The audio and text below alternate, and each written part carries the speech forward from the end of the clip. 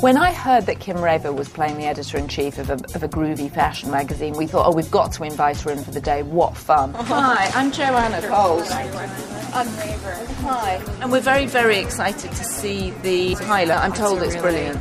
It's just a great combination. It's great. I mean, it's great for men and women, but it's so nice to see strong, smart, but also sexy women, funny. Right. Steve Leather, he fired that shot hoping I would get all flustered and emotional and then have support for his sexist argument. Try these. Kim Raver, you know, obviously she's the editor-in-chief on the show, which, you know, we obviously connected with, but also she is a powerhouse herself. You know, she was on Third Watch, she was on 24, she was on The 9. She's kind of adept at dealing with all these different situations and scenarios that are thrown at her. Fashion, the goal, it seems like, is to seem effortless, which it does, and then I come here and I see how many different departments and different things and how complex it is. I have a whole new respect for it. A couple of days before the shoot, we talked about different scenarios that an editor-in-chief would be in. For example, looking over a film with photo editors, looking over a run-through in the fashion closet, just sort of scenarios that Joanna would be in. We placed Kim in those same scenarios. It was hard to sort of recreate the feeling of what it's like to be at a magazine. Sometimes, as glamorous as our jobs are, they're still just work, and they're not that glamorous all the time. But getting in the fashion closet with Kim Raver was a lot of fun because there were some really great, outrageous clothes to be looking at. And it was nice to sort of mock chaos and just have a little bit of fun with that scene. We wanted to give her a character base as the editor-in-chief of Marie Claire magazine.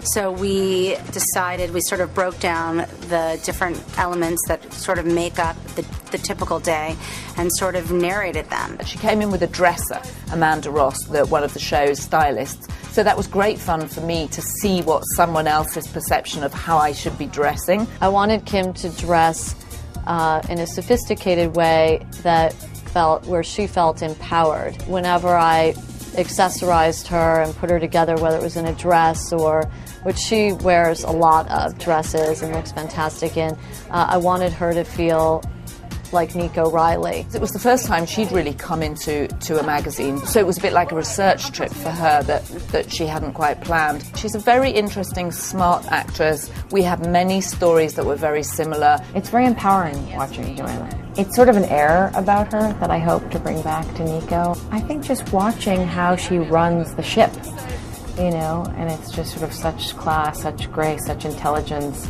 and very womanly at the same time, which is so nice. We just really had a fun day. If she wants to come back anytime, she's very welcome. I think my staff thought she was much gentler than I am.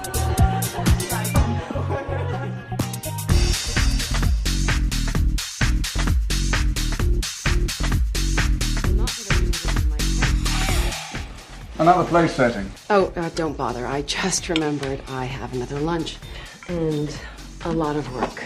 A lot of the portrayals of working women have been, certainly as far as editor-in-chiefs go, you've got The Devil Wears Prada, you've got Wilhelmina Slater and that kind of bitch on wheels kind of thing going, and what the show is trying to do is show that you can still be in power, you can still have all of those tough decisions, but do it in a way that's still feminine. I think when you're juggling family, kids, career, friends, you have to be incredibly organized and you have to delegate your time really well. She's still nursing her second baby, who she had, you know, like minutes ago. I mean, she was awesome the way she had gone straight back to work. You know, like, I used to love to sleep. Like, sleep was my favorite, it's like my favorite thing. But that's kind of a thing of the past. It's women in positions of power in the workplace and how that has a ripple effect in the office, and it has a ripple effect at home. Kim Raver really knows how to embody that sort of powerful woman who's stylish. It is nice to kind of feel like, even though I'm a new mom, that I can, you know, sort of pull it together. I think for the working women, the fastest way to get dressed and look great and look sophisticated and well-groomed is to buy a dress or 10 of them. Hopefully people will watch the show and think, oh, I didn't know I could put that belt on that dress. I want this show to give women the confidence to experiment. If you know that you're going to be pressed for time in the morning, you know, you've got to send your kids off to school and you have an early interview or an early breakfast, then, you know, try not to wash your hair that morning. Try to wash your hair the night before, blow it out, and maybe even set it. Kim's favorite things to work with is she likes to be sexy. What woman doesn't? She likes to be a little glamorous without looking like she's tried too hard. Almost like a disheveled elegance. The makeup artist from Lipstick Jungle really wanted to play up Kim's really beautiful green eyes. Her stylist on the show loves purple, and I love using purples on her eyes. It brings out the green, so that's my favorite look, with like a really nude lip, but very bronzy skin. I mean, hair and makeup takes an enormous also amount of time. I mean, if it's my choice, it's ponytail, hat, run out the door. And hang on a second. Mary Claire, this is not my office, but it's fantastic.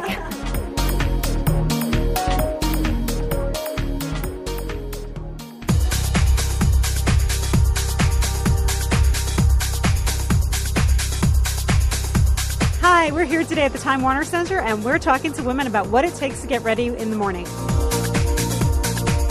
What does it take for you to get ready in the morning? Is it rough?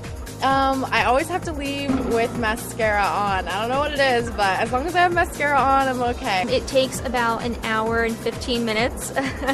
It takes a lot of preparation. I have to do my hair and my makeup, and we're allowed to dress really casually, so if there's not meetings or something, I can usually just throw on clothes.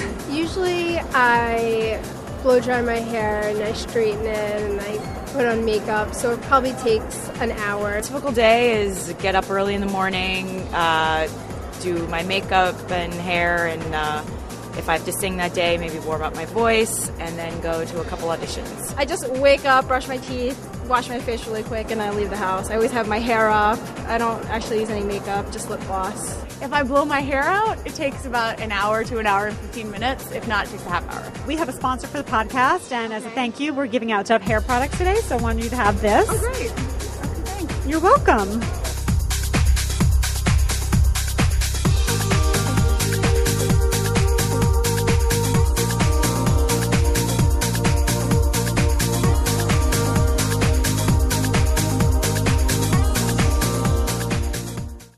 Did you know 8 out of 10 women have damaged hair? Did you know New Dove can repair it? The new Dove therapy system is different because it contains a precious repairing serum. It repairs damage strand by strand and brings out the beauty in your hair every morning. Try the precious repairing serum in the new Dove therapy system. Goodbye, damage. Good morning, beautiful hair. When I started writing Sex and the City in 1994, that really was my life. I was single, I was in my early 30s, all of my girlfriends were single, and it was the same thing with Lipstick Jungle. I kind of looked around and I thought, wait, all of my girlfriends from my Sex and the City days are now super successful.